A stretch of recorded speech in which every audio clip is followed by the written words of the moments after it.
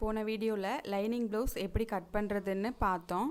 இந்த வீடியோவில் எப்படி தைக்கிறதுன்னு பார்க்கலாம்.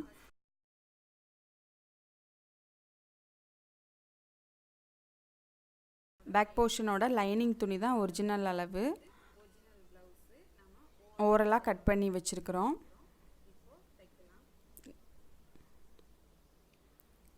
ஒரிஜினல் ப்ளவுஸை இப்படி எடுத்து வச்சுக்கணும்.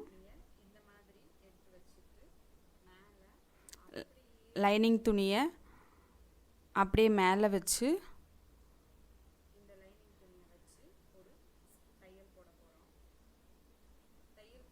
லைனிங் துணியை அப்படியே மேலே வச்சுக்கணும்.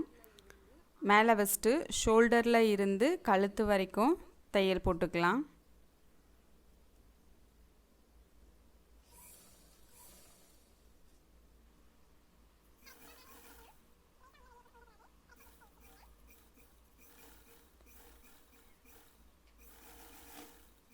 கழுத்து தைச்சு முடிச்சுட்டு மேலேயே பெரிய தையலில் வச்சு ஓரலாக தைச்சிக்கலாம்.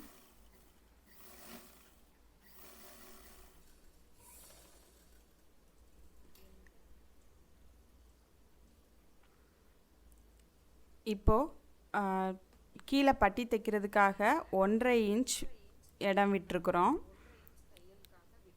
இந்த 1.5 இன்ச் விட்டதில் 1/2 இன்ச்சை மடித்து ஒரு தையல் போட்டுக்கணும்.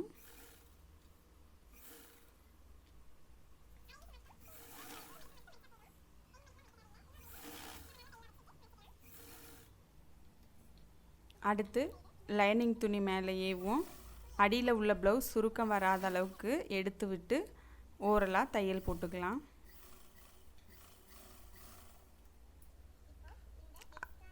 இப்போது எக்ஸ்ட்ரஸாக இருக்கிற துணியெல்லாம் கட் பண்ணி விட்டுக்கலாம்.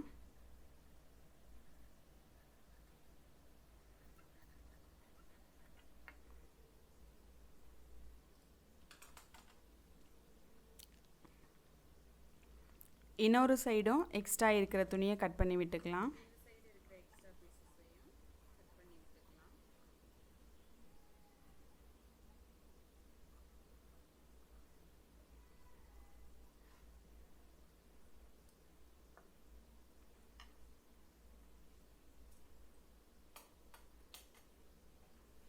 இப்போது இடுப்பு சுற்றளவில் இருக்கிற 1 இன்ச் பட்டி தைக்க போகிறோம். 1 இன்ச் மடித்து வச்சுட்டு ஓரத்துலேயே தையல் போட்டுக்கணும். ஃபினிஷிங் இந்த மாதிரி வந்திருக்கணும்.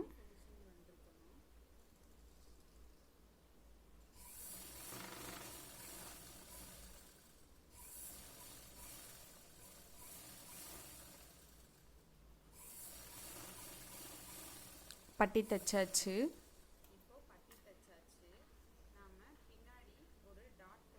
இப்போது பின்னாடி ஒரு டாட் பிடிப்போம்.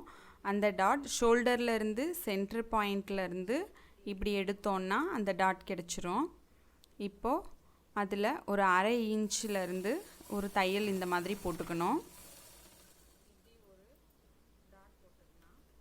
இந்த டாட் 1/2 இன்ச் இருந்தால் போதும், அதுக்கு மேலே இருக்க வேண்டாம். இன்னொரு சைடும் தைச்சிக்கலாம்.